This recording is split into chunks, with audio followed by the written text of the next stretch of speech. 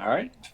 Hey, what is up, guys? It's Guiltspire here, and welcome back to Champions of the Fog.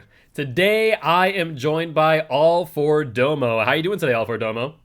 I'm doing fantastic. It should be an interesting day of games here we got going on. Absolutely. No, I'm wicked excited to see what Dead on Second Hook and We Overslept bring to the table today. As this is the Sunday division, these teams have already played against each other once already, so, they should, relatively speaking, know what to expect, though I'm sure there'll be some surprises here and there.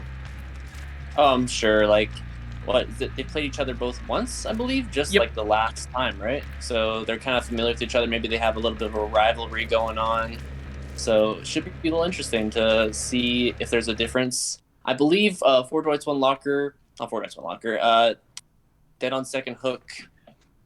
Did they win last time? In this matchup last, I believe Dead on Second Hook, I don't think off the top of my head has actually won a match yet this season. So I think Oh, they're 0-3. I know they lost against Fortress Locker by a very small margin, yeah, about six that's what I was points. thinking about. And I'm pretty sure that they lost to We Overslept Okay. prior as well. So, and then last time they played was against We Can't Loop. So immediately in round three, it was Dead on Second Hook versus We Can't Loop, and I'm pretty sure they've lost every single match. So this will definitely be some moments where they Fascinating. can try and redeem themselves, to say the least. Yeah. Do you know what the score was in the previous game by chance? Like, how close was it? Let's take a Curious. look. If we take a look at the scorecard, we can probably 'Cause find out. it's been a hot second since I think it's been like 3 weeks or something. It's been Yeah, due to the delays, we did take a bit of a hiatus, try and wait for those yep. performance issues to go ahead. So let's see, round three, We Can't Loop versus Dead on Second Hook. It wasn't a horribly punishing match. It was 107 DOSH to 113 We Can't Loop. I mean, realistically It's speaking, pretty still close. a pretty close match, yeah. Yeah, yeah. So I'd say not a bad matchup, all things considered. So we're probably in for another close matchup, and I think if Dead on Second Hook they went over the break and kind of improved a little bit, got their chemistry going up a bit more, and strategized, I think they can maybe come out on top in this one. No, absolutely. That would make a ton of sense to me. And realistically speaking, that I feel like a lot of teams took that 3 week break as a great time to kind of like, Yeah. okay, we now understand the state of this league and who we're playing up against. Let's make sure we dedicate ourselves to certain killers, certain survivor tactics, stuff like that. So I definitely feel like a lot of teams, took that time and used it wisely.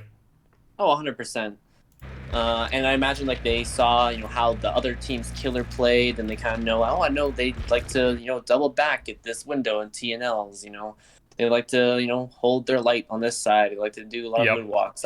And, so yeah, now they kind of have a bit more of a feel for each other. It's less more of a guessing game initially. Like, oh, I wonder what kind of mind game he's gonna do. You can kind of maybe guess more reliably. Like, oh, the killer's probably gonna do this, and they brought this killer last time, so maybe we don't need to worry about a spirit or a nurse coming out, which I'm not Yep. sure. We were just talking about this before we went live.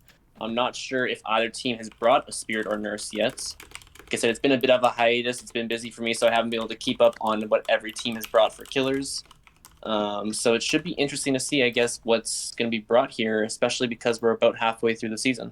Yeah, no, absolutely. I mean, at the end of the day, we can take a quick look at the prior scorecards. And if we look at Dead on Second Hook versus We Can't Loop's last matchup together, we can see that they actually brought Dead on Second Hook brought Deathslinger and the Pig, while We Can't Loop brought Ooh. Trickster as probably a throwaway at the end there, and the Yep. Pig as well to respond to Dead on Second Hook, or actually vice versa, based on Ah, that. So two Pig matches and then a Deathslinger. So not really what I'd call, top tier killers in that last no. matchup.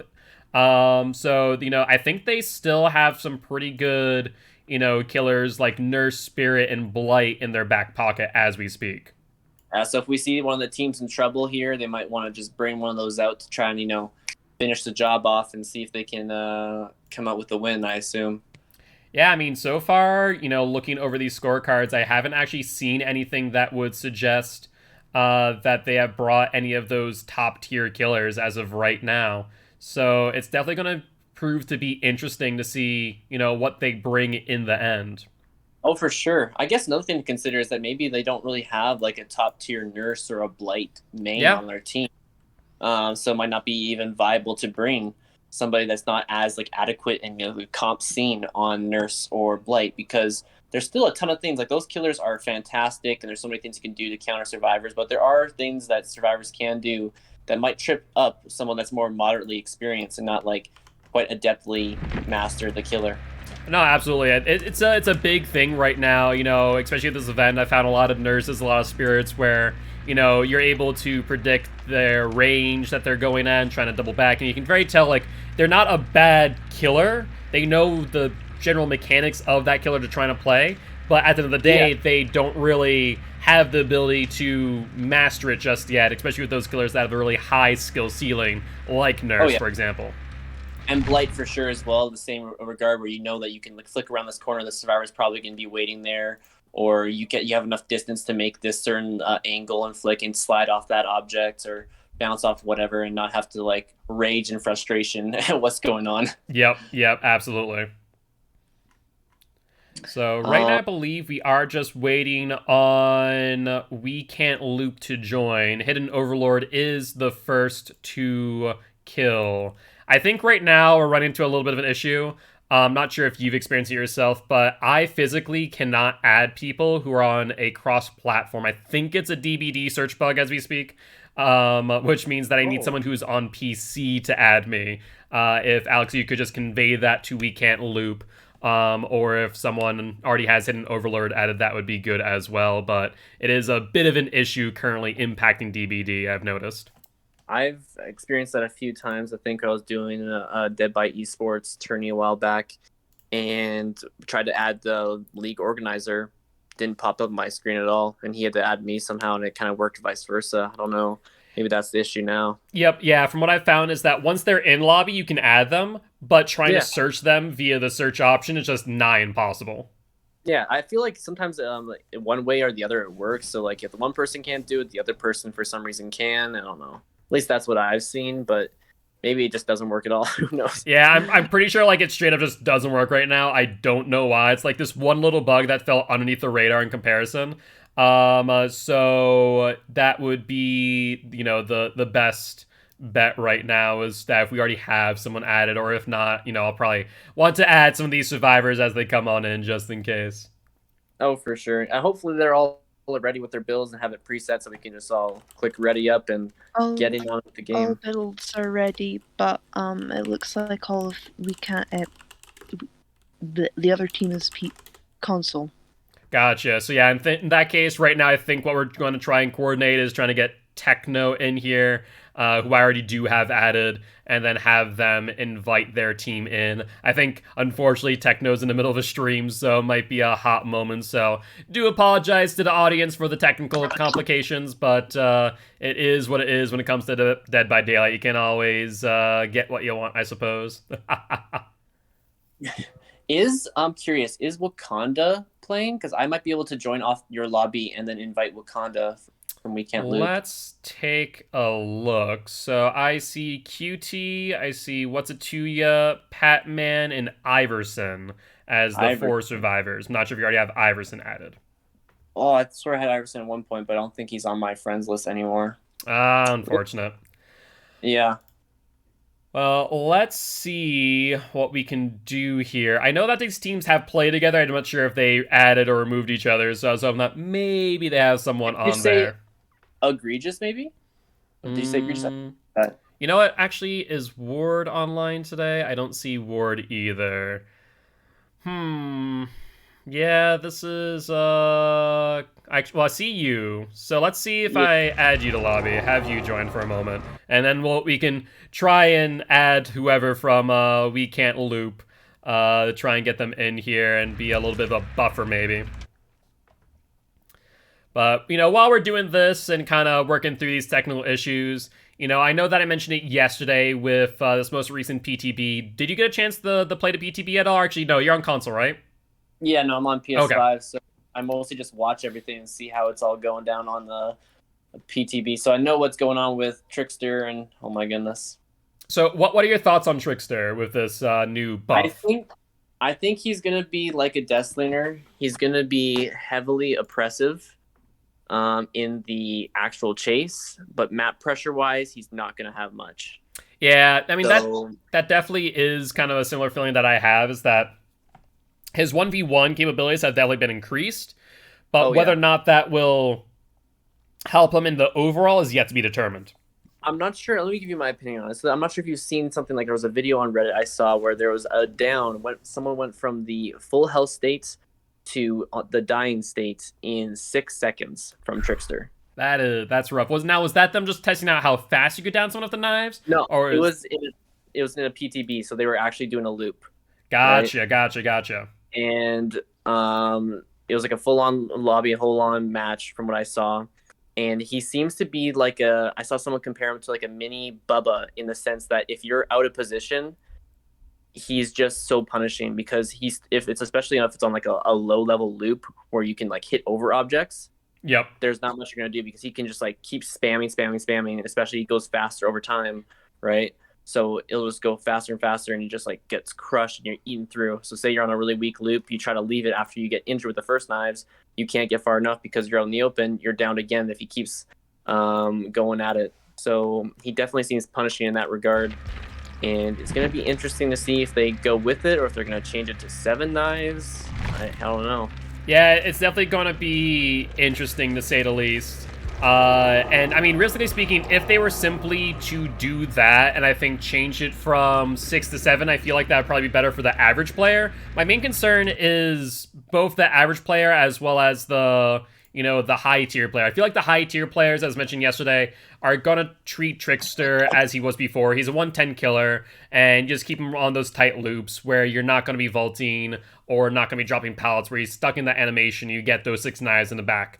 Whereas the average player probably isn't going to think about that and just go, oh, I'm going to drop pallet, and then just get downed almost immediately. So I think that's Exactly. really where that skill gap comes into perspective, to where Mhm. you have to think of, okay, what's best for the game, to appeal to the high level play where Trickster is probably suffering, or the average level player, which I think that now the survivors are not going to have a fun time playing against Trickster.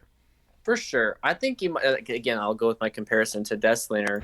A lot of people, even on the average level, don't have too much fun going against Deathslayer just because if he sees you and he has good aim, click, shoot, not much you can do, right? You can Yep. do some small wiggles here and there, but if it's a patient Deathslayer, if they know what they're doing, they're going to get that hit. You only can like limit the amount of time and you can hold W and just try to buy distance and basically waste time because he is a 110 killer. So Yep. chases can't go on for a little bit while if he doesn't have line of sight quite efficiently or you hold W long enough.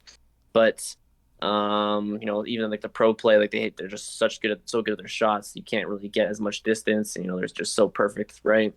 Yeah, no, So even absolutely. average play, they do miss sometimes. So when they miss sometimes, it's like fun, like oh he missed. But if it's actually a decent person, even if they're average, if they can aim a bit, you're done. It's not much you can do. No, absolutely.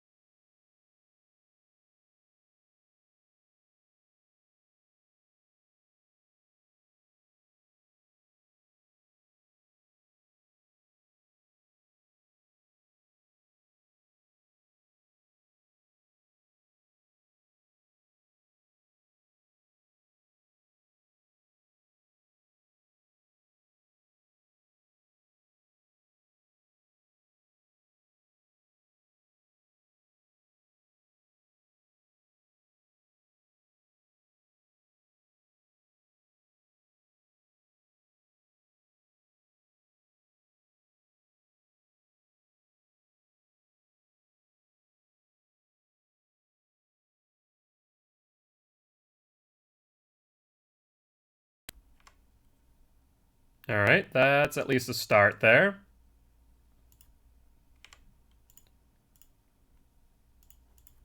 Ah, there we go. Sorry about that, everyone. My device decided to have some issues there, causing some technical difficulties. If it isn't one thing, it's another, right? That is how it works. There we go. Oh, now you guys back? can hear me. Oh, Sorry about that. now. Apparently, audio decided to say, hey, we're going to shut off your audio devices. I'm like, oh, great, thank you.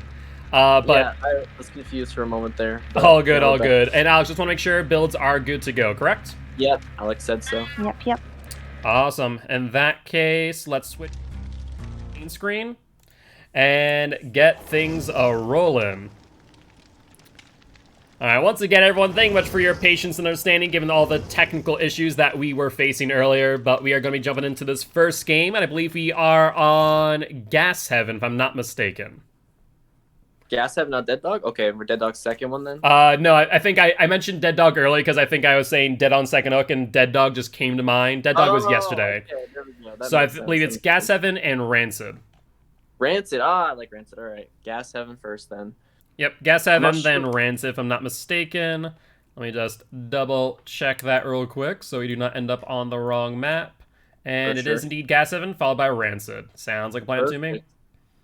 I don't know why, but I always have the tendency to say Haven instead of Heaven. I'm always Yeah, like that Gas. is everyone. That is literally everyone who does it. I actually had a Claudette who made their name Gas Haven employee. Kind of was being cute, and Mimi was at the counter and whatnot. I was like, Right. I wonder if they know that's Gas Heaven, not Haven.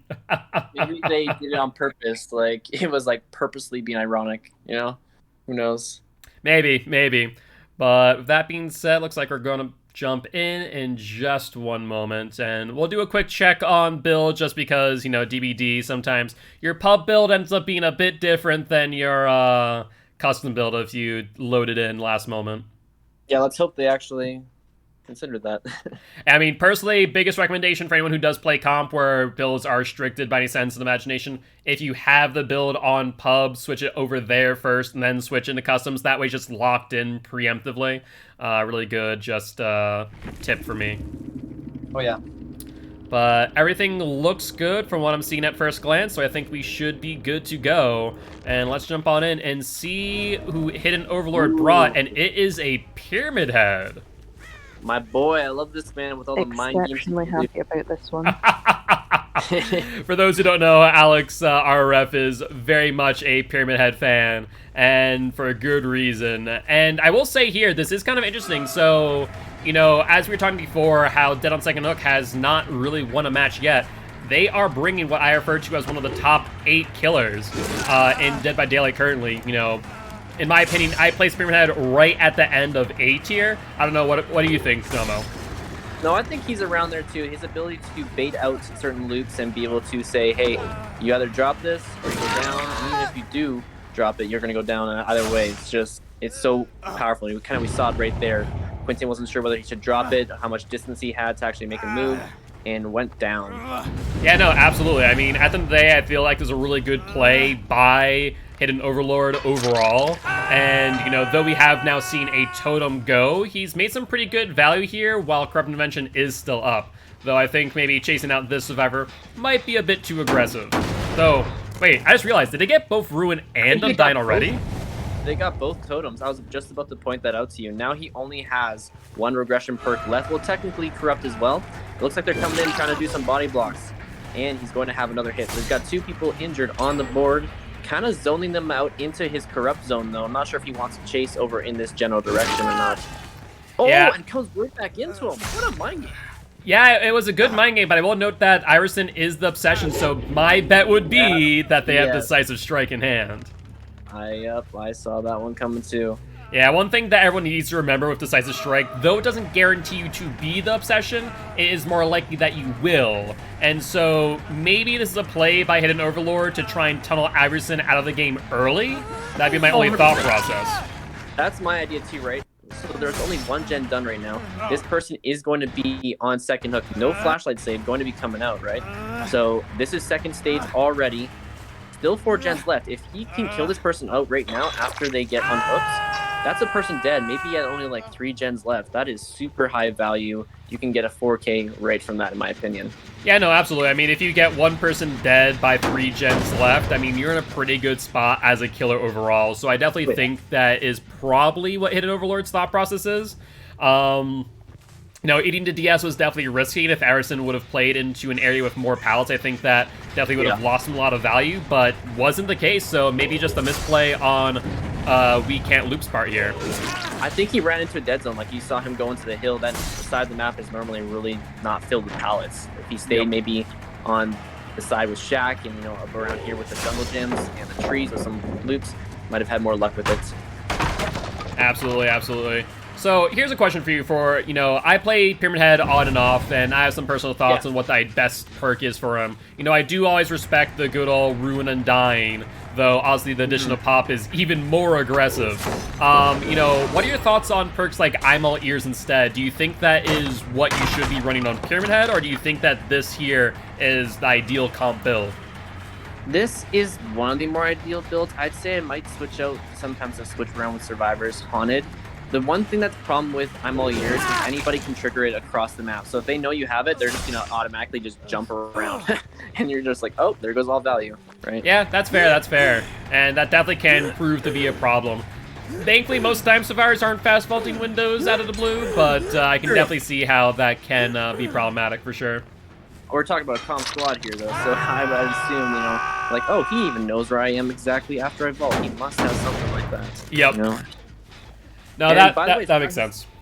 Exactly. He's got 3 hooks now. I assume he's going to try to find this Quinton, but if I'm the Quinton right now, what I'm going to be doing? I'm going to be hiding around. I'm going to be, not going to be found at all. And it looks like they are going to try to just kind of protect him, maybe try to take aggro and just like, oh, hey, look at me. I'm over here. Don't look that way. Yeah, no, exactly. I mean, that's a smart play by We Can't Loop here and trying to get Pyramid Head into some different areas where pallets are available and, really doing a great job of baiting out that Punishment of the Damned. So, Ace here making a ton of value. Exactly. At least he did the smart thing in leaving that, knowing that he's going to waste so much time actually staying in there and realizing that, hey, there's going to be survivors on those gens I just left behind there, so may as well come back. And he's pressuring 2 people at once here.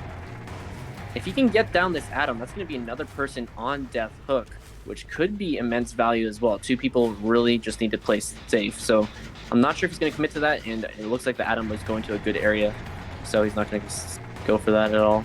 Yeah, I mean, I think another main issue here was the fact that Hidden Overlord did forget the fact that if Shaq has basement in it, that you can't really use your Punishment of the Damned because they can just stick on that area at the stairs and your punishment isn't going to be able to reach them no matter what. I played a few games of Chicken with Survivors before in that type of scenario where I felt I had time available to me, but Hidden Overlord here does not have that luxury, to say the least. And right now he's going into an area with no gens right now. This is an area that all the survivors want to be running. And look, he's looking back. He's like, crap, I need to go right back. Because that's a semi-regen right there, which they might pop, honestly. If they all committed back to that gen right here, that looks like I see someone on it. 2 people at least. The Quinton's running early. He knows he's dead on hook. Yep. Not going to pop it because there's no reason. He needs pressure again. Well, exactly. At this moment, I think it's best for these survivors to play it safe here, especially for the Quinton. If I was Quinton, every time I hear that terror radius, I would just be like, okay, I'm out of here. I'm dipping. I'm going to go do some gremlin things. I mean, at least he's getting a rework on the PTB, and his face actually looks good. I have to admit that the rework for these character models actually looks really, really good, so I'm quite excited to see that in mid-chapter update. Yeah, exactly. And they got the gen done now, so they really, I think they broke that 3-gen, and it's just too spread out now. He will not be able to efficiently patrol this, especially as just that 115 killer right now. They healed up the Atom, and wait, was that? Man, they get up so fast. Yeah, that was a very, very good heal there. And also I want to point out a really amazing play by Wakanda, who dead-hearted through the Punishment of the Damned. So amazing job in that regard. Though unfortunate that they're going to end up in the basement. But honestly, if I'm, We Can't Loop here, I would just get this 3-man out and call it a day. Yep, exactly. It's their first hook, so they get some progression value out of it. But right now, I might try to just, get another death if I can find the Quinton at one of the gates, honestly. And then maybe be able to kill someone else. But it's kind of a risk. Right now, he is going to secure this 1K. it was looking really good for him at the start. I think he should have proxied the Quinton and just tunneled him out of the game, honestly, when he had so much pressure.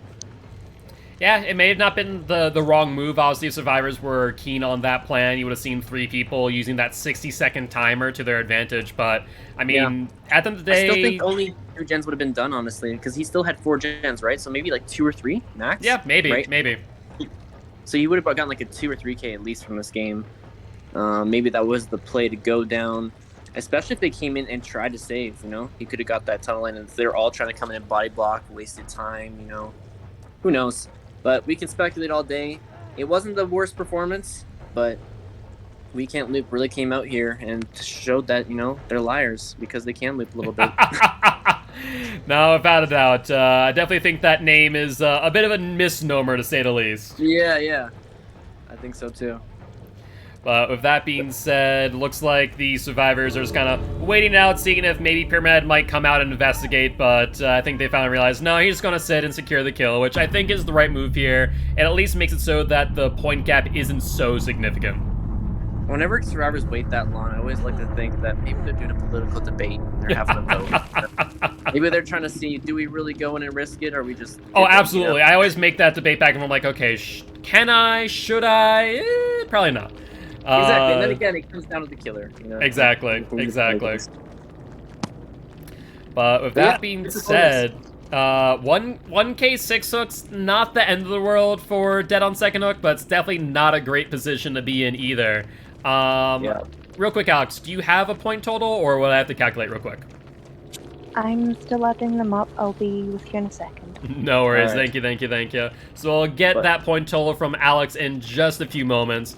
But with that being said, we are going to switch off Killer, where we're going to be having We Can't Loop killing on Gas Heaven versus Dead on Second Hook Survivor Team.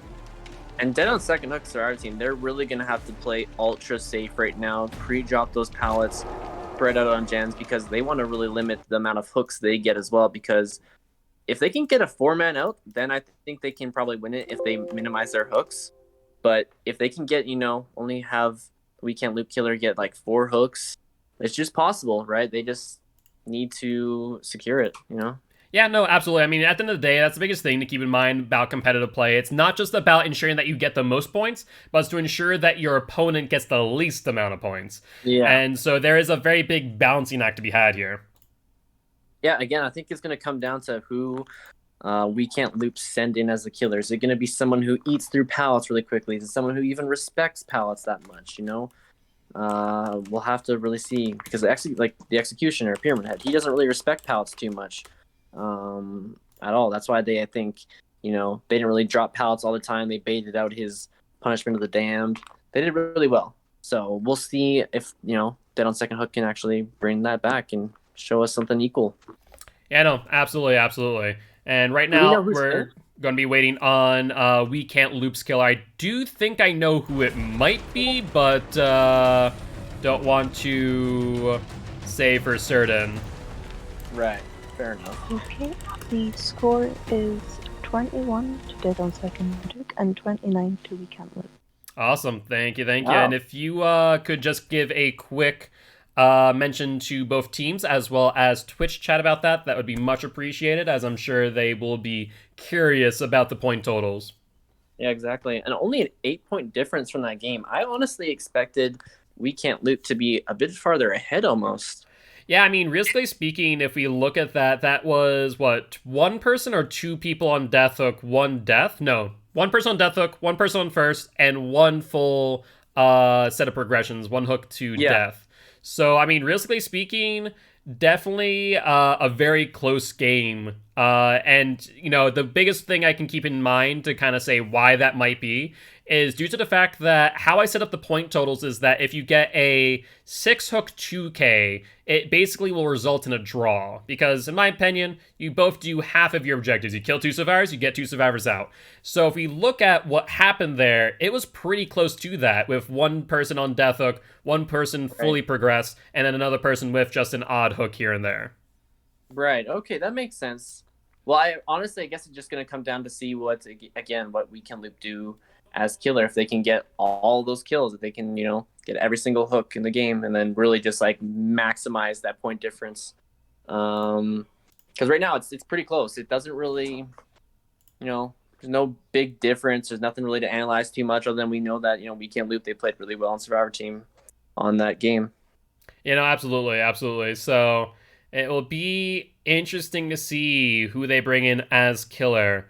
And what killer they actually bring in. We saw Dead on Second Hook bring in a tier killer. Are going to see that same type of play from We Can't Loop, or do they feel very confident in their abilities as a killer and bring in someone a lower tier in?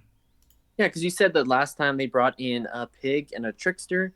Yeah, Pig, Trickster, I think Deathslinger as well have been at least 3 of their killers that they've played so far. Okay. So they do like their aiming killers, I see. Maybe a Huntress? I could see a Huntress. We haven't seen many Huntress. We saw one Huntress from Four Nights One Locker, I do believe, who that was Alex the Plug, who did very, very well with Huntress. Had a very commanding game, to say the least. Right, I remember that one, actually. Hard to forget when a hatchet ends up going through a boulder. Yeah, I think I saw one of those things. Like, there's no way that hit, man. No way. Oh, that's DVD for you. Sometimes the game giveth, sometimes it taketh away. Oh yeah, and also just Huntress in general. Sometimes the latency and her trains that she throws. It's interesting. No doubt about that. No doubt about that whatsoever. I feel like maybe this new PTB update with the latency fixes on pallets and grabs, maybe that might fix on the latency of Huntress, but I think that's easier said than done due to more hitbox related issues. Yeah, I'm gonna need to see that on live servers before I trust BHVR on this, man. I don't know about you. I'm gonna need some real life, continuous proof. Because you can have like one game. You can have like one game like, oh, that worked, and then another game where the validation for some reason just screws you, and you get hit from 5 miles away, like you're playing on EU versus NA or something like that. Exactly. Let's take a look here real quick. I believe we actually have DJ on Killer, but I don't believe I have them added. So I'm going to see if I can get Iverson here to invite me. All right. So, were you able to add Iverson? I was able to add Iverson in the last game, thankfully. Did Good. That preemptively, just in case. And so now I just need to get in there, try and work around the lobby issues. Guess we can try. Exactly. Have they sent in their new builds and everything? Is that good, Alex, or have they not done that yet? Killer, I'm checking right now as well. Killer has not sent over their builds yet, while Dead and Second Hook, I believe, is currently in the process of. Actually, yeah, I think they have 3 out of the 4 builds already sent. Yeah, I've got 3 out of 4. So 3 out of 4, and We Can't Loop currently in the process of inviting me over to DJ's lobby. So getting there slowly but surely. Probably a little bit more efficiently now that we remember that there's that issue. Probably have to work with the captains about making sure that everyone's added and, get PC to add PC, then to invite console and all that fun stuff. Oh, 100%. Hopefully that's working out now. Exactly. So, speaking of PTB and, being a bit skeptical of the hit validation and hit detection, what are your thoughts? Do you feel that this is going to be an improvement for the game if it does work out the way as it's intended? If it works out as intended, right? That's the very key word right there. Then, yes, I think it would be helpful, right? So that you get less of those issues like that totally didn't hit or that grab. I was already walking while he grabbed me. Those issues might be fixed, but right, it's just like, again, it's kind of hard to trust when they come out with fixes that it's actually a fix. I'm like, because just in the past I've had issues where like, oh, they're gonna fix this issue, and then it wasn't fixed or it became worse. Yeah. So I don't know. That's why I like to see it to believe it. Especially going from PTB to live, because they introduced bugs somehow. Like, I don't know, there was one like the Twins chapter, or was it Blight? I don't remember which one, where the PTB was all right, and then once they transferred it to live servers, it just went all to hell. Yeah, I mean, the biggest thing to keep in mind about PTB, and I know a lot of people have a misconception about what the PTB is. The PTB isn't necessarily something to where they're looking for bugs, necessarily. Fact of the matter is, the update for the PTB is actually already in update validation with Sony, Microsoft, and Steam's pretty lax, so that's not as much of an issue. But Nintendo as well. Have to remember Nintendo. DVD is on Switch. Yeah. But with that in mind, that is a big factor to why there are very few changes between the PTB and live. And most times, once they see major bugs in the PTB, then we're able to say, okay, or rather, not we, but behavior's able to say, hey, we're going to, need to put out an update for this. And each process for Microsoft, for Sony, for Nintendo, I think it's like a 3-month process to where basically they send out the update, it gets approved by them, and then it goes live. So it is a bit intensive, and I can kind of understand why things are a little bit slow to change from PTB to live. So fingers crossed that the mid-chapter update is going to fix a lot more than it's going to break, and make a whole lot less work for behavior to fix it going forward. That actually makes some sense, yeah. I think it's more that also like after even it goes live, it takes some time, but that also might be them validating them and trying to fix it or not being able to like figure out what's going on. And also I think they kind of have a spaghetti type code, so it's sometimes hard to do that. Yeah, everyone likes to talk about the spaghetti code, and it's not wrong. At the end of the day, I think eventually that will be a big part of it, though. Hold on one second, just want to make sure that we get everyone in lobby here. We had everyone here, and then we didn't. Not sure what just happened there. So, give me 1 second while I re-message Irison. Hopefully we can, these things become streamlined for games 3 and 4 so we don't have as many big wait times. Exactly. I mean, ideally, I'm trying to add everyone as we kind of go through so that we can just go, okay, this is your team, invite this team. Let's get things rolling. Yeah, exactly. But good news is, it looks like we have all the Survivors builds as we speak, so they are prepped and ready for the match. And just waiting on We Can't Loop's killer build, as well as them to get a lobby going here. As a reminder for all competitors, I do try and send out a message a little bit in advance to get both teams to add each other. Obviously, maybe run into some issues due to that, but definitely make sure to bring that up to me, as we want to try and avoid scenarios like this where we are delaying the match by X amount of time, where we can hopefully get things moving a bit quicker. But with that being said, let's try and get this to work.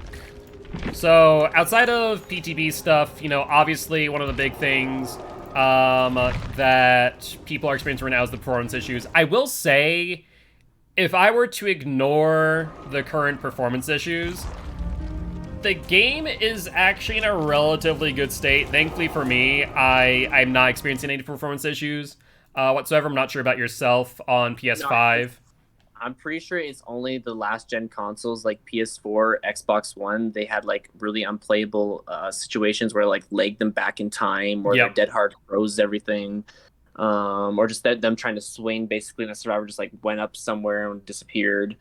Like those such issues make it seem like it almost makes you want to quit the game and just like play something else for a good month or two, right? It's not good for their numbers. It's not good for their business to have a whole point of view, because then other people like that aren't having issues are coming in like, oh crap, all these people are getting treated horribly because they can't even play the game, yada yada yada. So I sympathize with all the last gen people, and I'm like, damn, that really sucks. But you only do so much, I guess, and they're trying to figure it out because they don't want to lose people. Exactly. And it's definitely a rough situation for them to be in. Honestly, last gen consoles, eventually the support for them is going to have to end. There's no ifs, ands, or buts about that. Either that or Behavior will have to release, Dead by Daylight 2.0 with an optimized engine and whatnot, which also might be a possibility. I don't see that being outside of the realm possibility. Obviously, they'll have to balance whether or not the community as a whole will want to either buy the upgrade or, the second game for all intent and purpose. I'm sure, given another year or so, most people will have everything, and they'll be able to have a next gen, especially with new next gen games coming out on, PlayStation, which are so excellent. That's honestly the reason why I have the next gen console for PlayStation, just because of all the exclusives coming out and everything they have going on. Yep. They did well on the PS4. So yeah, and plus PS5 is they actually kind of show the performance, and it performs so well. Most games coming out now are 60 FPS. They have really good resolution depending on your monitor and such, right? Yeah. So I don't know. I dig it all. When I saw that, I'm like, yeah, you know what? I can wait on a PC for a little bit. I'm gonna get this anyways because I want to play those really good games coming out. Also, just want to quickly actually update the score, and if Alex, you could actually just convey this to chat. I did want to just confirm based on the progressions and everything and run it through the Excel file. It does look like it's actually 38 to survive the Survivor team who survived first, which was We Can't Loop, to 24 for Dead on Second Hook.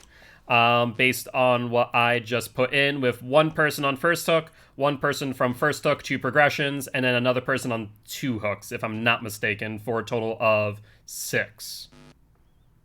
Okay, so it was 38 for the We Can't Loop to 24 on DOSH. Okay, that makes actually more sense for me, for what I actually saw, Yeah, I wasn't sure, so I wanted to, as I started thinking about it as we were talking, let me just, confirm and double-check. We ran into some more technical issues with the Excel files, so hence why Alex is doing it all by hand, so apologies about that. I'll just have Alex keep track of the hook states, and I'll just input them thereafter. Fair. Well, now at least we resolved that before the next game starts here. And I think there's a lobby created now and everyone's in there? Yep, exactly. We are loading up in as we speak. So it'll be interesting to see what Dead on Second Hook and team will do in response to what Killer, We Can't Loop is going to be bringing. 100%. Did we get all their builds confirmed now, Alex? If you can say? Everything's all good. All good? Perfect. So should be good to go.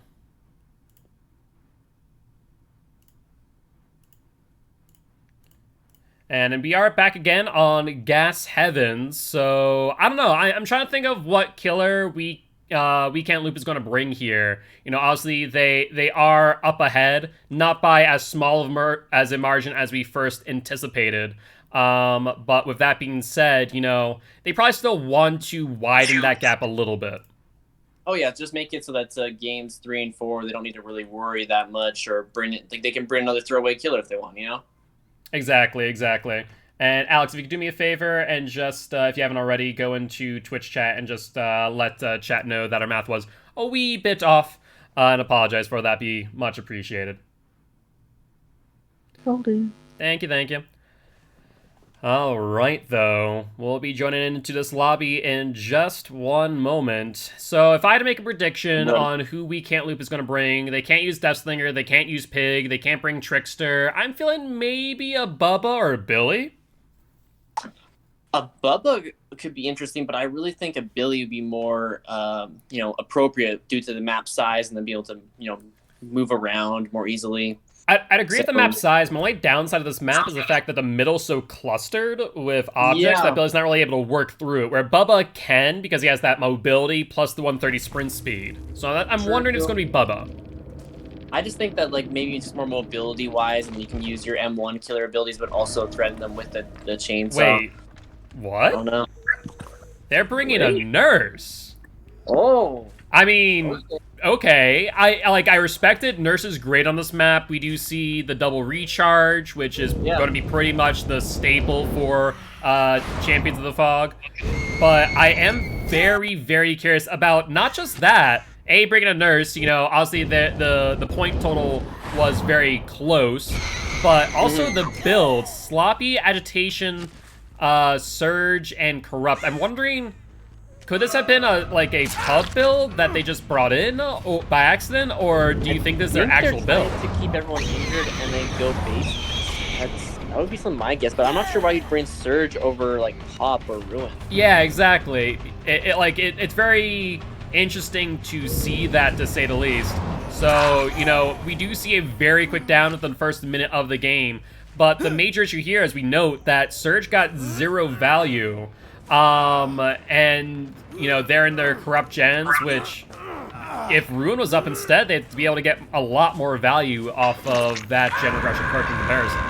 100%. Now he's going to go instantly over to the other side of the map and try to pressure gens because, you know what, they ran into the area that they wanted to. They wanted to kind of keep them away from all these open gens. And just time will tell if they find someone, and they do. They find someone on the gen before it pops. It looked like he had a lot of progression going on right there. Well, I was about to say, exactly. That's on 4 gens right now with 0 real passive regression. Even if Surge were to proc, that's only going to be an 8% plus additional 1% thereafter. But to not have a pop or anything really to shore that up and ensure that these survivors can't just jump on it, it's going to be, resulting in them having to slug for all intents and purpose. 100%, and you see the first gen popping right now and not going to be able to secure that. Oh, getting kind of messed up by some of the debris in the way. Look at that lawn chair screwing up my blink. Yeah, I mean, that's the hard part about this map, both for Nurse and for Deathslinger alike, to where those small objects have a very large hitbox for some ungodly reason. So you think you're like, okay, I have open space in front of me, but realistically speaking, you're going to get body blocked by that in turn. Exactly. You see them trying to come in for the body block actually to prevent them from coming in. Oh wait, that was an attempt at some fireworks going on, but that was far too late, but a nice attempt nonetheless. And I'll always appreciate some fireworks plays, but unfortunately I think that may have been a wee bit too aggressive on that. Oh, and you can see, look at that. It was basically 2-tap, and they're right next to the hook. Honestly, I might have just slugged that and kind of proxied that a bit, honestly. And you see them come for the save instantly. He's going to go in, and... oh, nice. They're trying to distract him and annoy him, I guess.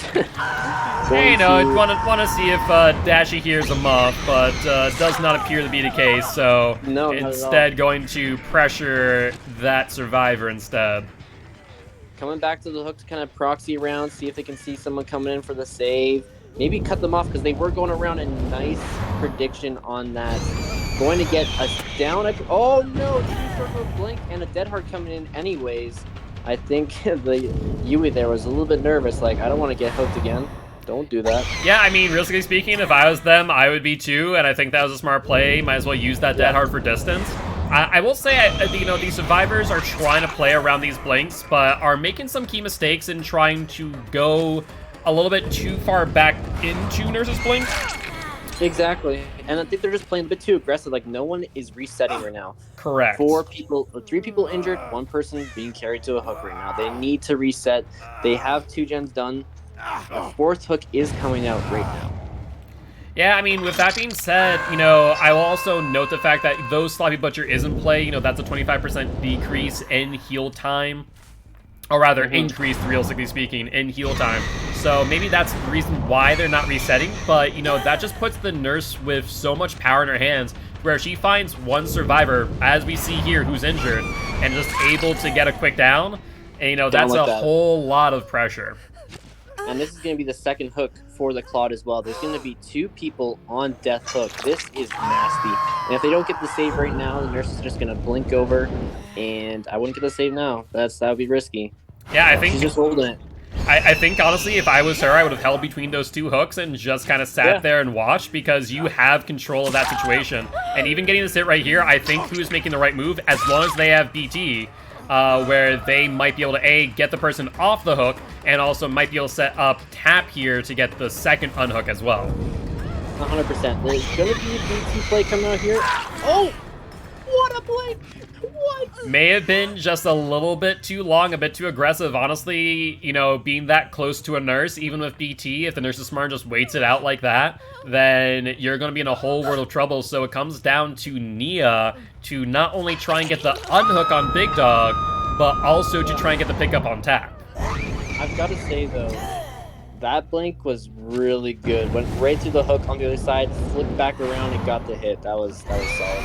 No, it was a really good play, really smart play. I would wait to pick up until Big Dog was off the hook, dead, but looks like he still got that value. And agitation might actually come and play here, but Dead Hard making that little bit of distance. They're kind of thankful they had Deli because that way the Nia could actually do something else, either like complete a gen or go for the save around the other side. But right now we have 2 people dead. It really doesn't matter right now, honestly. I think Dashi really came out, performed quite well, and now Dead on Second Hook really just needs to focus on rounds 3 and 4 and performing excellently in those. Yeah, no, absolutely. I mean, realistically speaking, if we're kind of looking at the scenario here, if I was them, I would honestly make sure to hunt down Hatch. I don't think, unless Nia is able to just carry a really long chase against Nurse, that they're going to get any of these gens remaining. Well, yeah, they have 2 gens left, so maybe they can get one more done. They just want to basically just, scrum up whatever points they can get. They're begging for scraps at this point. They're trying to look for a good performance on a chase, something. Yeah, I mean, Dashi is kind of struggling here now. The survivors are playing a little bit more immersed, and so it's going to mean that Nurse is going to waste a lot of time blinking from area to area, and she can only do 32 meters at a time. I mean, to be fair, that is a lot of distance in a short amount of time, but still. Yeah, if I were to make a suggestion almost to this team, I would have said, maybe cool it down a little bit. Don't be as aggressive. Ooh, the rock. Nice. Yeah, don't let the Nurse get blocked by the rock, but it looked like Yui actually got on top of it a little bit there. I didn't realize that RNG allowed for those types of rocks to spawn anymore. Yeah, there's a few spots. I think there's one on Suffocation Pit as well. At one of the loops, they can kind of actually get up onto the rock as killer or survivor, so that's a little nasty. Yeah, as long as both sides can get on, it's not too big of an issue, I suppose. Yeah, I mean, it's still exploit because there's some people that don't know about that, and you just see Superman coming over the rock, and you're like, what on earth? He's coming in with the suplex. I'm sure that one killer in particular does enjoy that. Space Billy's ventures have, been archived, but once in a while he comes out with a surprise or two. I want to see a Space Billy again. Why can't I see it? For those who don't know what Space Billy was an interesting time for Dead by Daylight where Billy, for all intent and purpose, could ramp off of some random objects and literally get on top of others, go across the map. It was an interesting time, to say the least. Well, for sure. Looks like they actually got the save. But now he's got an eye on for Nia. Now both of them are injured, so now there's going to be some grunts of pain that Dashi can pick up on. And now he's gonna slug, I assume. Yep, probably just gonna slug the Nia here. Go for the Yui. Yeah, I mean, realistically speaking, that's a smart play. Just slug it out. Now, I am curious. I'd be surprised if one member on this team did not have Unbreakable, but the question of the day is, which member was that? And right now, it looks like it is Nia. Oh, nice. Nice. That's actually worked perfectly for them. That was a really good play on their part. Gonna get up instantly. They get that gen done. Like I said, they're trying to scrum out for points right now, and they're doing a really good job with only 2 people getting that gen done. Damn, the Dead Hard coming out again. I think that may have been a bit preemptive, I'll be honest, because now she's out in no man's land. That's what I've been saying. I've been saying, like, this Yui, they're doing well to, like, not go down here, right? But they're also Dead Harding too early where they didn't need to. Absolutely.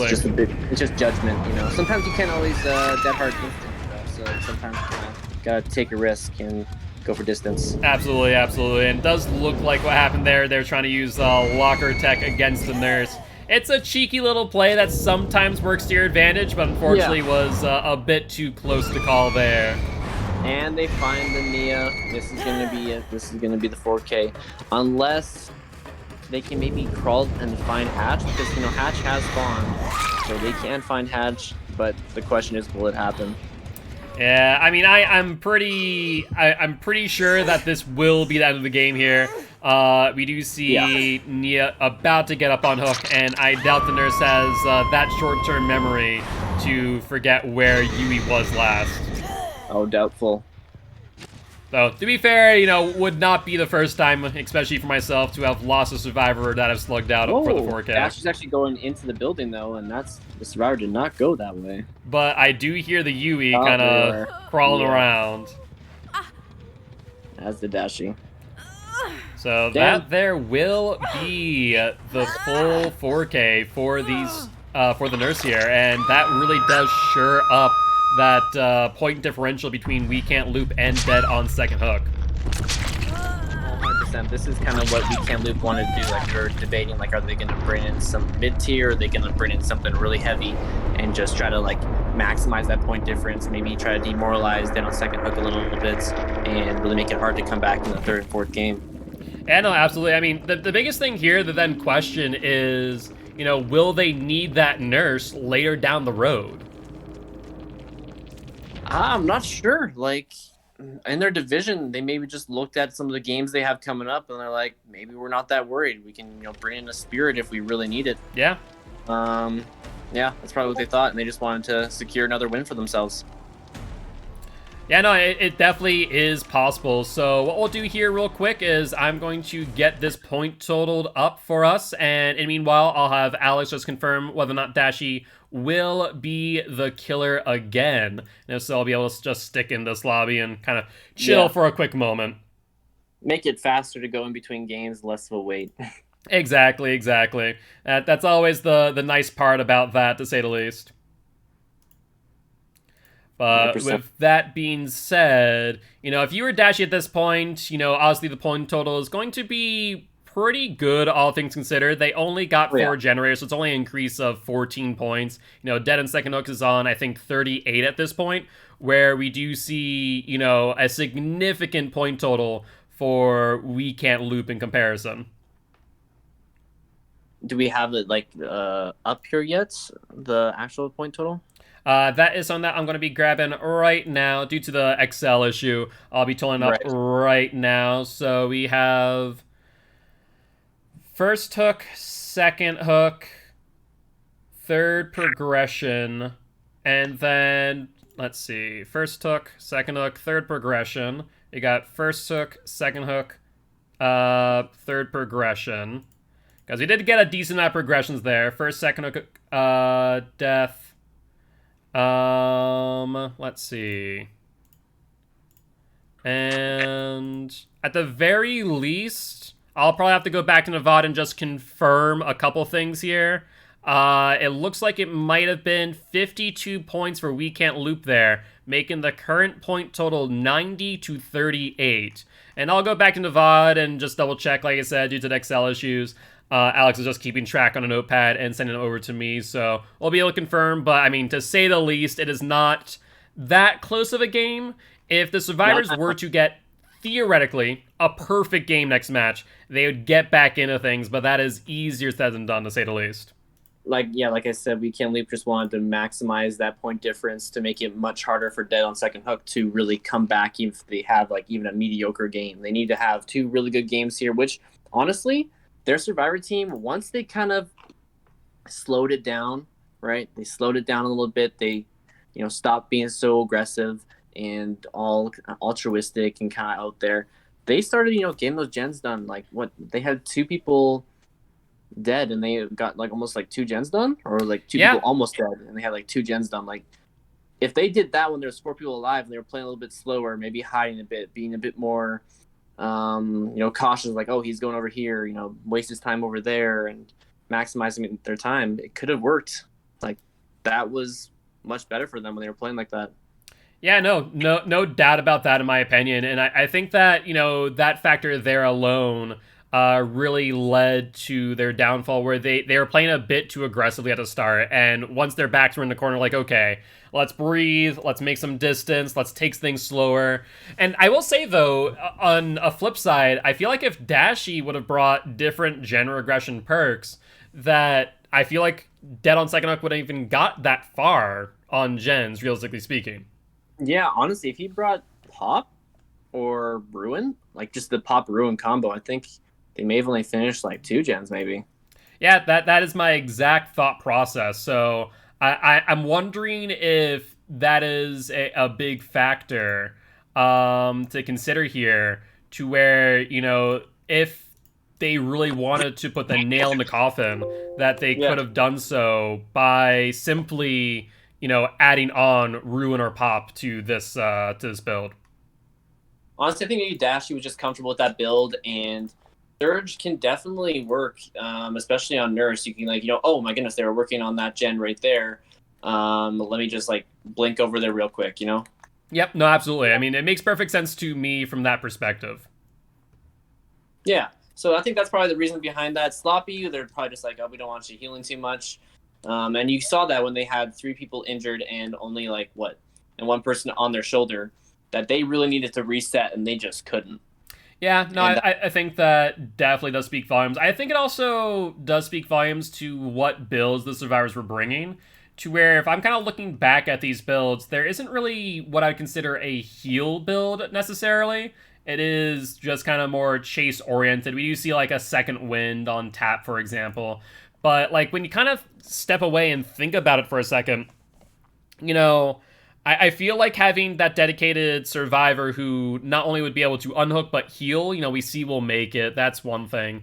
But right. to kind of look at that scenario and go, okay, Sloppy's in play. We need that increase in speed to try and regroup, because if they had done so, we don't know where the game would have went, because they were just able to get down after down after down to all the survivors who were already injured, where if they actually went for a chase, who knows what would have happened then. Yeah, I think if they had a 2-man group up, or 3 people group up and they had 2-person heal, the Sloppy doesn't really mean much then, because it's still pretty fast. So yeah, exactly. If they got the 3 people together on comms, they could have maybe done that. And then they just had the 1 person on hook there for a second, they might have been solid. But it's just more looking back. Maybe that Dead on Second Hook can come back to this game and be like, okay, what could we have done here to improve? Should we play a little bit slower? Should we have not taken as many hits? Should we have gone for that Firecracker save, which really was one of the turning points, where there was a person on hook and the Claudette kind of got 2-tapped to an extent, which was unfortunate. Yeah, no, I mean, that is a very good point, and I think that's something that I know I did a lot in my time in Vigo's court, and even now, once in a while, is I'll go through, if I haven't played against a team before, or there's new players, I like to go into their VODs and kind of evaluate, okay, what do they normally play? And I remember in Vigo's court, in some cases, I was actually able to predict what builds they're bringing on what people if they were consistently on the same person. And so, looking over VODs and looking over past games and understanding playstyles is actually a really, really important thing. I think it's going to be harder right now with Season 0, where there's not a lot of tape for all intent and purpose, but come Season 1, if we see a lot of the same teams, I would not doubt teams going back into the archives on the Champions of the Fog YouTube channel to kind of take a quick peek and go okay, let's see where they were and try and see if they're still at that same point now. 100%. My team in the past, we would go back, at least I would go back and see, they ran this, they like to put this, Deli on this person, DS on this person. Maybe they think they're the weaker runner, yada, yada. Maybe you should focus this person, that kind of thing. Yeah, no, absolutely. Absolutely. And just want to confirm score for Iverson real quick. They are just wanting to get a quick update. 90-38, and We Can't Loop's favor. All right. So it really is going to come down to DOSH here to try and just bridge this gap. If they're not able to, and this is another, for all intent purpose, blowout like that last one, this last match is pretty much just going to be a throwaway, to where Dead on Second Hook will probably throw in a Trapper, Trickster, what have you, to try and just call it there. Yeah, I bet that'll be the case, honestly. But let's not go there yet. Let's hope that's this next game, that's their Survivor team that can really pull it through. I'm really think they can. They just need to change up their playstyle a little bit. Maybe see how Dashy plays. See what's going on with that. In fact, actually, it looks like it might not be Dashy. It looks like we're going to be bringing in Iverson instead. Oh, Iverson. I don't want to speculate, but I kind of want to speculate at the same time. He does like a certain killer in the dream world. Yeah, I've seen Iverson's Freddy. Him and I both, I don't know how I managed it, but I might incidentally be known for my Freddy gameplay and my Bubba gameplay, go figure, in my time in Vigos. So it's going to be very interesting. If it is Mr. Freddy, I mean, that would certainly put the nail in the coffin of this game, I think, if, they play smart, especially on Rancid, where it is a little bit of a bigger map. It's, instead of almost like an L, this one's going to be more of a just general square where it's pretty even on every side. So the time it takes to get from one side of the map to the other is pretty minimal, all things considered. Right. So, Freddy would definitely get some good value off his teleports with Tinker Ruin. But, I could definitely see some other killers like Bubba, Billy, because of how wide open it is. No, I could definitely see that as well. Honestly, I guess I'm just intrigued to see what they actually decide to do. Are all the builds updated now? Is everything good on that end or anything like that? I believe it looks like Dead on Second Hook is good, and then it looks like Killer should be good, though I do see an add-on that I do not believe is allowed. If Alex could do me a favor and just confirm that. The green add-on there I do not believe is allowed. I believe that is banned on that killer. And with that, we just switch over to killer so we don't go in just in case, but Right. I'll jump in as well to the rules, but fairly certain because there was a lot of input in the rules for what things should be banned, what things shouldn't be for certain killers, and this one here I'm almost 100% certain on is not allowed. And yep, that would be correct. So if you could just confirm with Iverson that the green add-on is not allowed, that would be appreciated. Okay, it looks like they did recognize that fact and did change it. So I do believe that should be fine. Let's double check though one more time. Gotta love when you have the rules at your disposal, but at the same time, with Dead by Daylight, there's a lot of info to keep in mind with all these add-ons on what can and cannot be used, especially with some of these top 8 killers. I'll give that little bit of info, but yep, they're able to use purple and below on this killer, just not that one green add-on. You're making me think here. You're making me think. You're making me speculate. Exactly. So I'll switch back to spectator, and they should be good to go. Perfect. I'm excited. At least this was a shorter wait time in between games here, Exactly. Where it's starting to get a bit streamlined, so that's the good news. But we are going to be jumping on in, so let's switch screens.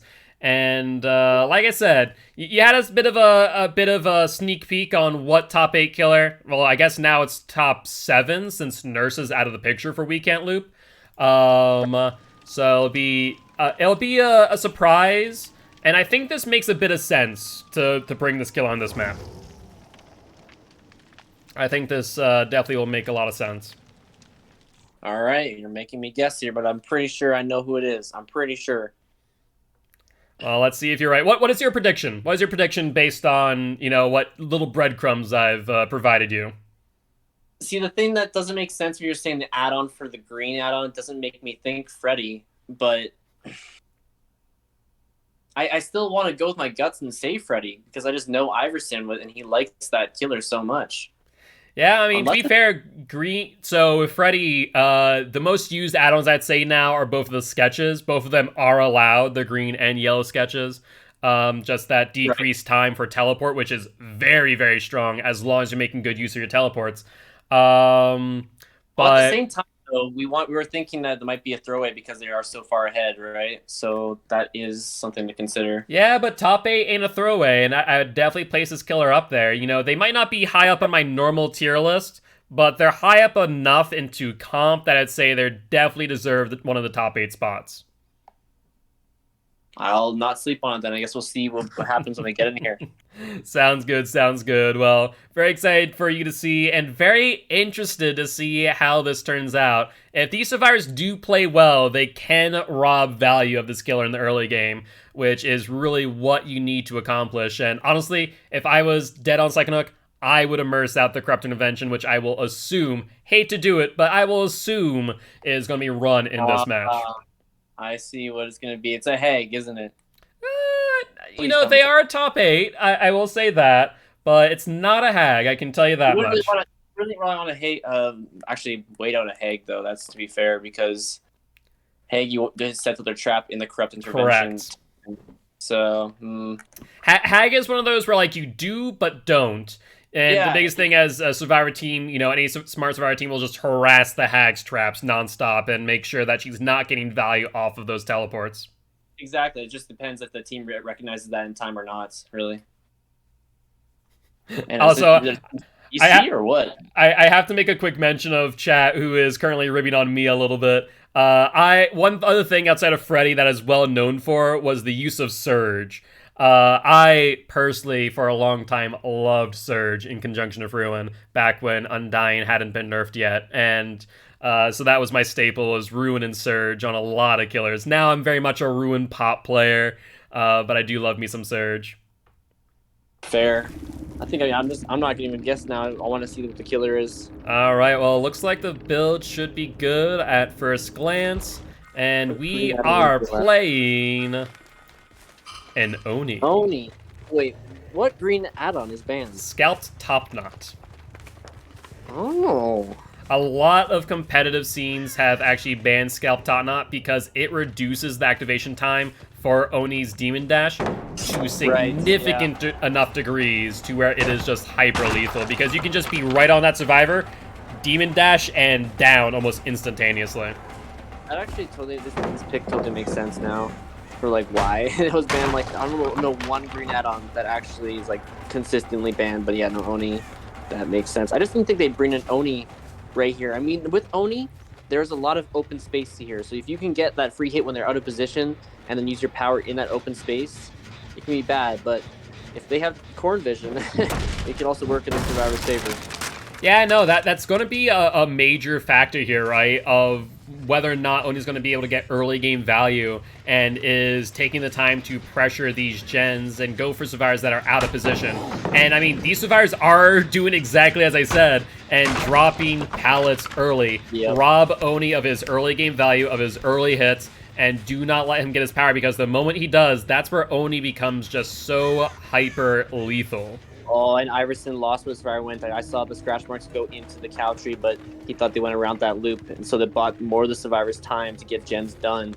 And they're playing textbook, exactly. They're really playing these loops well, maximizing them, but also playing safe.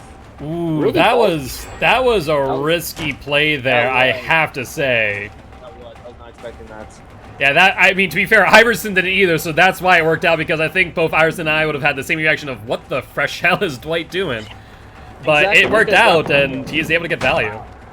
That was actually perfectly executed, in my opinion. Got perfect, almost full value out of that. I don't think you could have done much more in that Dwight's position. Absolutely, and Oni is struggling here and has to go, okay, can I commit to this Dwight? And I have to give credit's due. Dwight is doing an amazing, amazing job of keeping Oni busy and just going from tile to tile. I imagine the survivors are going to get all the gens done right now. Like, there's not much that they can't do. This start is fantastic. This is what they needed to get back into this game. Absolutely. I mean, if they are able to crank this out and just gives Oni zero value, I mean, let's put it this way. You don't see every day when an Oni gets to almost half of their power off of the passive progression of it.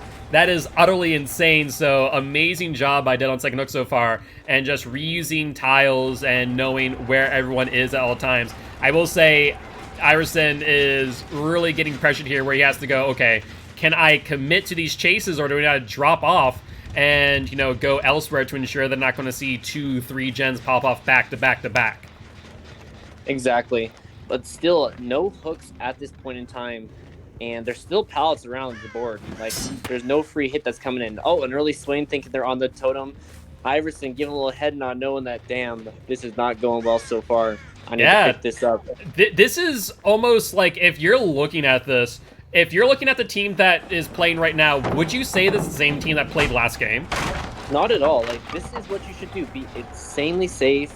I mean, it's completely different where, Nurse can blink and, remove a lot of elements of the game. But that previous team, they were being way too aggressive. They weren't really playing it safe as much. This is safe. This is smart. Yeah, it is literally just night and day between what the Survivors were doing last game to this game.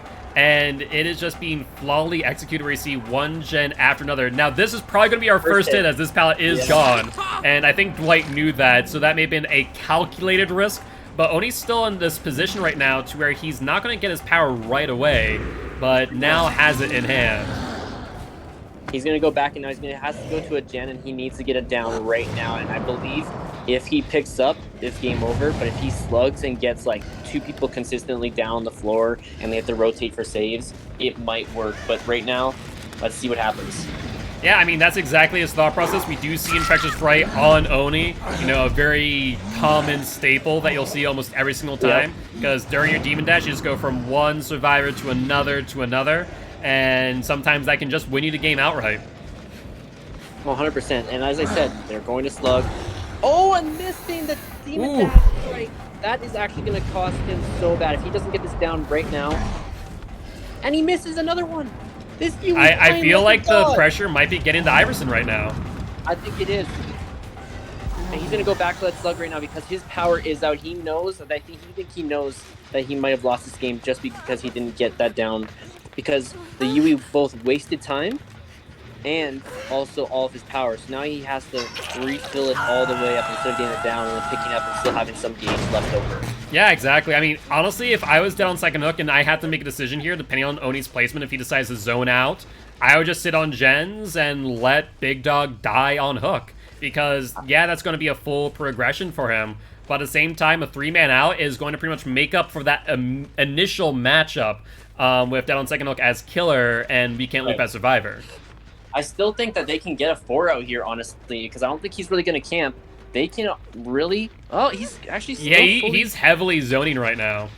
I don't know. If they 2-man the hook, because they have enough pressure right now on the board where they can go in for a 2-man hook save, and they can get it. I mean, you're not wrong. My only concern with that 2-man hook save, with especially Oni, out of everyone, is the fact that, he'll get his power at that point. I think at this moment, you just want to rob him of value. And Iverson making a huge mistake chasing Big Dog here. Yeah, he just came off a hook, but you're not going to get your power off of him. Not at all. At the same time as well, he's still wasting time. And the last gen pops, only 1 hook, and he wasn't even able to secure the second stage by proxying. It was a really big waste of time. Like I said, I didn't really think he was fully camping because he really didn't play it like he was. And he was trying to secure that second stage. I don't know if that was a false hit or a dead hard on Big Dog. I actually want to check real quick. No, just a false hit. That's all it was. He just unfortunately missed that. Well, it happens every now and then. Yeah, I mean, it's DBD, right? And, yeah. I mean, that is a 3-man out. I think that's the safe bet here. It's unfortunate that we're able to secure the 4-man. And Big Dog definitely does not have DS. It's only a second hook in 1 progression. Like, honestly, this is a really ideal situation for the survivors. No, absolutely. This was an amazing showing of what the Survivor team can do when they put their minds to it. I don't know, maybe they just don't practice enough against Nurse or what, but this was just night and day. They need to figure out a strategy they find effective against Nurse. They need to just do 1v1s against Nurse or something because it just was not working.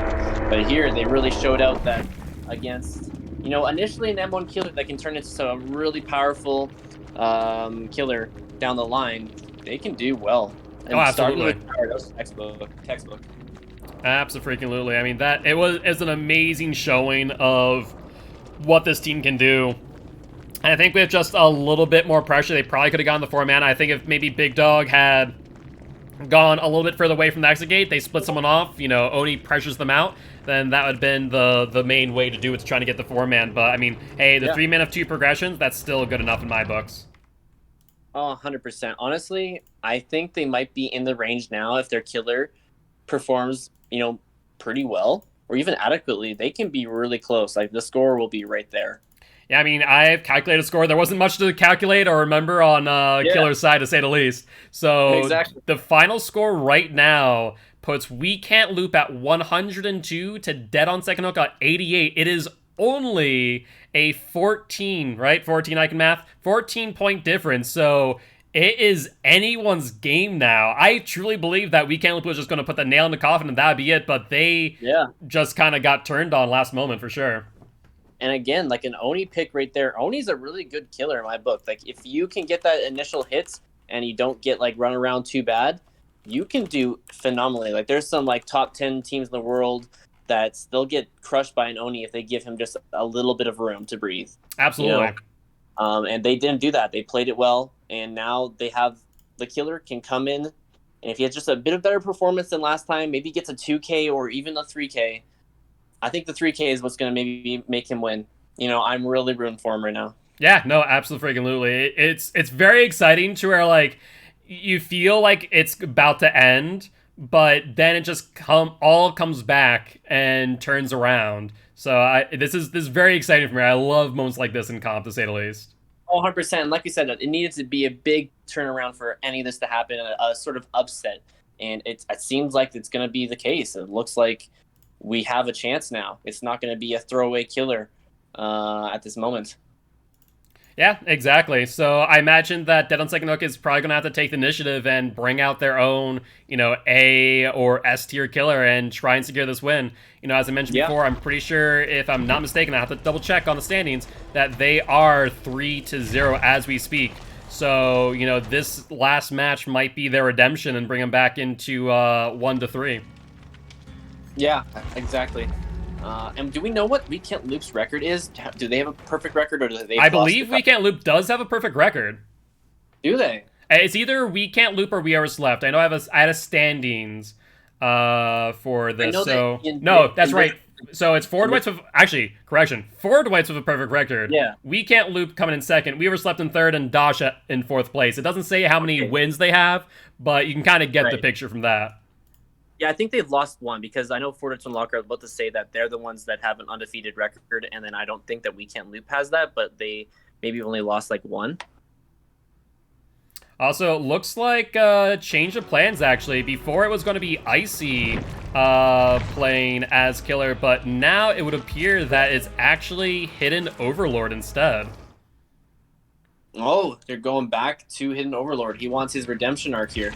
Yeah, it would appear so. So with that being said, let's get everyone on in and see what Hidden is going to be bringing to the table. Damn, this is some pressure, but you know what? I am confident that this guy, he wants redemption. He wants this. He wants to bring it back so they can win their first game here and have a story to tell here. No, absolutely. I mean, this would definitely be, the current, like I said, Sunday Division's pretty small, but the current second place team losing to the current fourth place team, I mean, that would be huge. Basically, we're at our midway point in the season, and the Sunday teams will all play each other twice. So basically, this is kind of what I would call a reset for all intent and purpose, to where if a team really puts their mind to it, they could bring it back and at least, try and get to the first place spot where they'll be playing in the finals against the best Saturday team from the Saturday division. I'm excited to see that as well. And honestly, I think that Dead on Second Hook, they can have a comeback story. They're a really good team. And if they don't really do it in season 0, they have season 1 and they come back and they can really do well, because you even saw here they really ironed out some of those issues they had in that first game. I'm not sure if it's just Nurse. Maybe they need to scrim a bunch of Nurse players and learn from that. Yeah, no, absolutely. I mean, it's hard to play against Nurse, and the biggest thing is when you're scrimming, you need to obviously scrim with the current rules in place, and where Nurse is not using range, which I'm thinking everyone is thankful for. At least except for the Nurse players, they're probably not. You have to figure out how you're going to dodge Nurse on those shores blinks, because when you have double recharge with Nurse, you're just doing short blink after short blink for the most part to make sure that you're not going to give them distance by missing a hit. Versus range Nurse, which is going to go for those long range blinks, which you can double back on and try and make distance that way instead. 100%. Honestly, I think yeah, it's definitely good to practice with the current rule set, but also other rule sets as well. Just in general, you want to practice against the killer because the mechanics don't change too much. Of course, they become a bit more powerful and they become a bit more annoying when they can blink constantly or go really far. But if you even practice just without add-ons, it'll help. Oh yeah, absolutely. I mean, I personally play killers without add-ons for the most part, if not all the time, for my win streaks. And so it's always a treat for me whenever I get to play in comp. Like, oh yes, I can use add-ons. It's like, oh cool, Bubba gets award-winning Chili and Beast Mark. I can sprint at like 150 speed for however long Bubba's chainsaw dash is. For someone like, here's the thing with like Oni, I did that one point where I think I went to a comp game and I honestly was playing Oni like without add-ons or a particular set of add-ons, and they allowed a better set of add-ons in Attorney. And I'm like, okay, I'm just gonna equip those, and the extra speed and like charge time messed with me so much with what I was used to that I did like absolutely horribly in comparison to what I normally do, where I play like really good with Oni. And I'm like, oh my, this messed me up so bad. Only exception for me is honestly Huntress with Babushka. Babushka just messes up my timing so much, so I do not use Babushka whenever I get a chance to use add-ons because of that. So that makes sense, honestly. And yeah, I think Oni's like the biggest one for me. I think Oni, Huntress, who's out, like Nurse can also be changed as well because like muscle memory in that regard. You have to be a pretty adept nurse. I know that I've kind of just like starting to learn nurse a little bit because I kind of just avoided her constantly in the past, and now I'm like, well, her and like Billy are the two killers that I'm not proficient and like really good with, so I'm gonna get good with those two eventually here. Yep. Yeah, for me, I'm very much known as the jack of all trades, where I play pretty much every killer. The only killers that I really struggle with right now, Nurse is still not, in my opinion, I have not mastered it yet. I'm probably like in comfortability levels of 4 out of 5, but I'm definitely not as good as, the Gemmas of the world, the Alps of the world, who are just able to, outright demolish people. As we saw yesterday, really good Nurse gameplay from, not Hidden Overlord, High Surveillance, as an example. Right. No, I 100% right. It just takes, they have probably just so much more practice and experience in general, right? That's, it really adds to it. So it's probably nothing like you're doing too bad. Where you're at right now for your time played might be all right. Yeah, I mean, realistically speaking, on PC, I only have, I think, like 1,400 hours over the last, oh god, how many months has it been now? I actually started only playing Dead by Daylight full-time and streaming since November of last year. So it's been less than a year for my time streaming and playing on PC Dead by Daylight. Before it was all console, and I've been playing on console since Dead by Daylight's actually released. Right. Well, then, yeah, that's much interesting. I might move to PC, so I might have a similar story like that. But yeah, I'm pretty good with all the killers as they are right now, honestly. I mean, it's definitely night and day at what you're able to accomplish and do.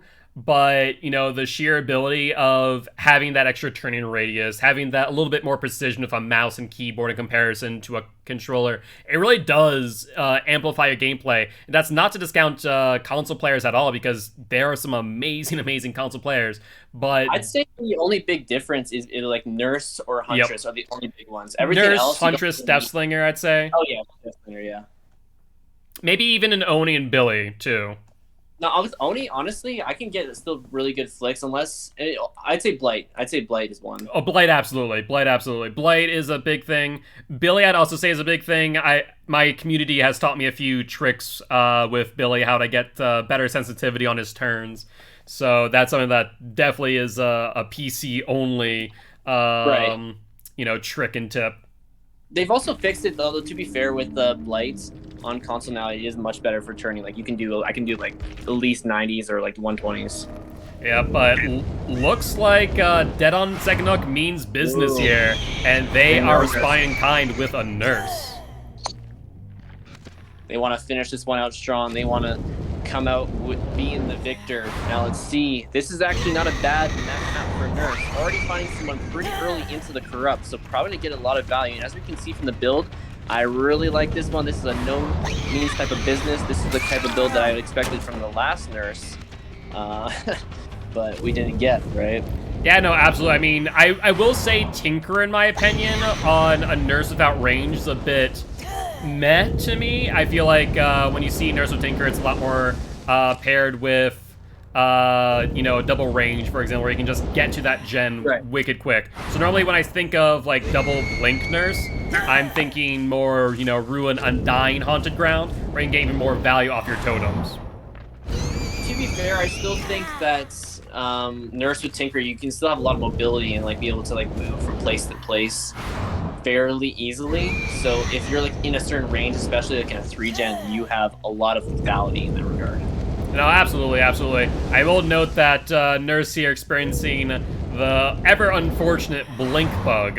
Yeah. It is a nightmare, and the most unfortunate thing about it, in my opinion, isn't the fact that it happens, but the fact that it happens so randomly where you can't really predict when it does or does not happen. And there's not much you can even do about it, so you're just like, oh, it's annoying. Yeah, no, absolutely. Now, I will say, a really interesting move here by Overlord to go for Wakanda over Iverson, but it makes a bit of sense, that gen above 70%, really want to make sure that they don't get that gen early, and amazing Dead Hard there. Wakanda with the Dead Hard, although, in my time, Wakanda's weakest killer to go against was Nursed initially, but Wakanda did improve a lot when they were with us against Nurse, so it seemed like they were doing pretty good there, but inevitably did go down. Yep, exactly, and I will say, with that time being spent near that gen, I don't think Overlord needs to really worry about it too much, and should be able to start exploring other generators right now, as he's doing, because that's below 70% at this point, and so they'll get a second Tinker proc on that gen. Oh yeah. That's one good thing that's perfect about Rune. You don't need to do much. It automatically comes back, and then Tinker hits up again right away. Exactly. And doing a really good job of predicting where these survivors are. So amazing, amazing job by this Nurse, and able to get another really quick down. But we do see Tinker off in the distance. I think they're making the right move here and realizing that's a little bit too far. Even if 16 seconds in my pocket, I don't think I can get there in time. And honestly, 1 gen right now for 2 hooks, not a bad start. If you can tunnel one of these people down, oh, there it goes on the Tinker. And, little thing you can always remember of Tinker, 1 person on gen, 16 seconds. 2 people on gen, 8 seconds. And that's really important to keep in mind when it comes to Tinker plays, and that way you can kind of guesstimate based on the killer, can I get this gen finished in time? No, exactly. It's really a big calculation on both sides. Like, Nurse is like, should I go for this? Is it worth it? And the survivor's like, do we commit? Are we injured? That kind of thing. And gets the down right away. I think they're going to risk eating this DS. No, they're going to go back, try to stop this from popping, maybe get another injure or a down, depending. But I believe, yeah, they're leaving early. I mean, honestly, really I think while Ruin is still up, I think this is the smart move, and just, leaving 1 person slug. That means that 1 survivor then needs to go and pick them up, which means that there's upwards of 2-3 people off of gens. I think that is the smart move here. Yeah, but you might have wanted to risk eating the DS in case they didn't have it, and then if you have a second stage and you know that they don't have DS, you can camp that out, or just tunnel them immediately off hook. Yeah, but if you look at the situation here now, there's 4 people, or rather now 3 people fully injured, and so this puts Nurse into a really, really good position, all things considered. Exactly, and what a 3-second swing right there. Gets the person down again with a potential another slug coming up right now. Yeah, like I said, I think this was the right move. Now, I will say, I'm not sure if you noted it, but Wakanda was on that gen to the right. We do see Tinker proc again. Yep. That is probably the farm. I think Overlord might be bleeding pressure now and might be making some mistakes by being a bit too greedy. Yeah, I think he honestly should just hook that person right now, get second stage, and then can kill them. Because right now they're wasting a lot of pressure by kind of proxying this area while someone else, maybe the ace, is just doing a gen elsewhere. Yep, and like I said, that Tinker proc, 16 seconds later, it is gone. And, still not a bad spot, but definitely not in as good of a spot as they were prior. Because not only did they lose a lot of gen pressure, but we now see these survivors, grouping up and resetting. And if he can kill that person right there, I think he's got a good chance. They're resetting right now. He's catching the ball here, so no one is really in a spot to go save. They might be rotating back now. Well, never mind. It's already happened. I have for some reason. Yeah, no, they did that in a really smart way. They made sure 2 people were there waiting, and they got the heal off and sent someone already there just to kind of wait and confirm where Nurse was. And that gave them the ability to just kind of guarantee that safe unhook and ensure that DJ Polar Bear is going to be able to get healed and, for all intent and purpose, hide from this Nurse. For 100%. I don't have audio, so I just couldn't hear the notification, so I was just assuming by the gameplay that was going to happen. No worries, no worries. But with that being said, you know, Chicken Pickle now on hook. Now, if Nurse was smart, you go back to that gen on hill, which we did hear being worked on earlier, but looks like no survivors in sight. Honestly, right now, he needs to find this Claude. You have to find this Claude. If you find this Claude, you win. I'm not sure if that was the Claude. It may have been. It was hard to say. Like, there's a very brief moment where I'm like, I think that's the Claudette, but not sure. I think he's semi-proxying this hook and the totem. He doesn't want to lose Ruin right now. That's a lot of value for him. Yeah, I mean, that's your only real regression perk as we speak, so what the thought process might be here is to give up that gen over by Meat Tree and keep this little pocket 3 gen here available to you. And I think that might be the right play, is kind of wait for a second hook on Chicken Pickle and save this 3 gen, but kind of getting a bit distracted here. Once again, 8 seconds with 2 people, 1 person is 16 for that Tinker, and I think they very purposely ran that Tinker so that way they could get Chicken Pickle off the hook. Exactly, and really good job by Wakanda there, double backing. And that was almost perfect timing to avoid all of those blanks right there and not get hit. I'm not sure if Overlord is making the right decision here, trying to chase off Wakanda from this gen. I mean, I honestly think Overlord has the same thought process that I do right now, where if I lose this gen, I lose the game. Like, that other gen across the way at Meat Tree, I don't care about that whatsoever. That there is a pretty much pointless gen for me to try and keep. Is that another Dead Heart coming from Wakanda that was really good? Damn. Solid. Another Tinker out there in the wild. Yeah, I believe that was the one over by Meat Tree as we speak. Yeah, just staying here. Yeah, I think it's because they knew that they weren't going to let this gen regress all too well, so also we see Quentin here, Iverson, trying to take aggro now, maybe give Wakanda enough time, but ooh, that bit of a poke sit right there. Yeah, that was him with this very tip. And the down, ooh, that's a good 2-tap right there. Yeah, some pretty good plays here. The real question is whether or not they can keep this 3-gen now. A little bit of a cheeky firework play, but no dice there. Honestly, if I was them, I would not chase this out. Instead, I would just patrol my gens, because Ruin is now gone. They have to kick that gen. They have to be really right by it. Yep, Tinker, though, gives you some informational value, is really not going to be doing too much, and does find the Claudette. But if she goes away, I'm not sure if he should chase this, because, yeah, he's not going to chase it. He knows if he chases that, that's going to be a 1K only. Yeah, which, to be fair, you know, if we're trying to keep track of points in our head right here, you know, the 1 or 2K might be what they need to try and inch it away, but they can't simply settle for a 2K 6 hook. I think they need to get upwards of a 8 hook 2K if they're going to try and bridge this point gap. Oh, and that whip, that might hurt them quite badly. Yeah, though your recharge is faster, your fatigue is not. The Corn Vision's kind of getting to him, I think, right now. It's really annoying, and then Ace also has some outfit that kind of blends in with the Corn.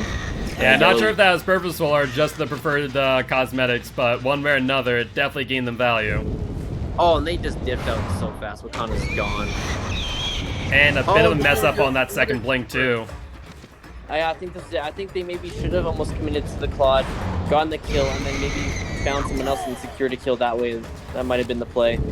Yeah, right now I think they're just trying to stop the bleeding by trying to get Wakanda, but Wakanda doing an amazing job keeping Overlord busy, and that is the last gen.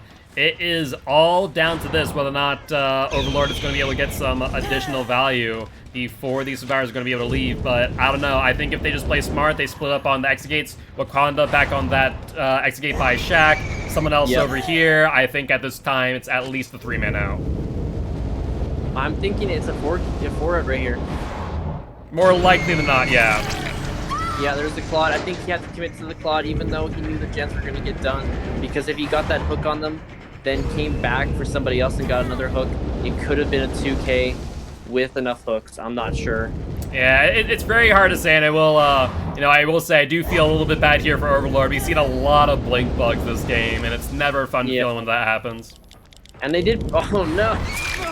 The flashlight into the air, and the 4-out comes through. They had a really good look early on, and I just think if they found that Claude a little bit earlier, that would have been a win. Yeah, I mean, at the end of the day, they just had so much good pressure, and I saw what they were trying to do by going from gen to gen to gen and try and just kind of reduce it below 70% so they could get that value. But in the end, they just could not apply enough pressure. Like, they had good ideas. They had some really good blinks. They just also with the corn and some of the vision around there, it can be really annoying to see what's going on and just maybe miss a blink here and there. And the survivors did a really good job reading what the killer was going to do. A lot of prediction blinks coming in from Overlord, which are, a blessing and sometimes also your downfall. Yeah, no, absolutely. I mean, at the end of the day, even if we're looking at max points for DOSH here, there is no way they come out of it in the end. I do believe they got, was that 5 hooks, if I'm not mistaken? I felt like it was a few more. Yeah, I'd have to double check, but even if they were to get max points on Killer, there's no way of making that up with a 4-man out with 5 gens. And so I'll definitely double check on the VOD, make sure this scoring is correct. But with that being said, I think it is pretty definitive at that point with We Can't Loop bringing in the victory. For those who are interested in knowing the final point total, because we did have some issues with Excel, make sure to check out the scorecard tab on the Champion of the Fog Discord server if you do want to see what the official score is at the end of all that. But with that being said, congratulations to We Can't Loop, trying to get that much closer to Fortnite's Locker's rank, or rather, not rank, placement, score? I guess. Yeah, said placement, yada yada yada. Sorry, words sometimes go out of my head as soon as they come in. It's like, wait a second, I know what word I want, but it's just not coming to me. But with that being said, we do have another match later tonight that might get streamed. If it is, I'll make sure that it does get announced. It is at 10 p.m. CST at Fortnite's Locker versus We Overslept, so definitely make sure to keep an eye out for that. But on that note, we will be on a stream there. But before we do, Domo, do you stream at all? Yeah, I do. On Twitch, All for Domo is the name. I haven't been streaming in the past, I think about 2 weeks or so. I've had a lot going on and also another uni kind of starting up again, but I plan on starting to stream again consistently here in the next week or so. Awesome. And so if they would want to find you, where would they be able to find you streaming? Twitch, All for Domo is the name. Just look up All for Domo, and yeah, it's pretty simple, I think. But absolutely. We can post the link somewhere. Pretty straightforward. And as always, I am your host and organizer, Guildspire. You can catch me at twitch.tv/Guildspire. You can find me every single day. But on that note, everyone, thank you very much for being here and supporting Champion of the Fog. And we will see you next time. Bye-bye!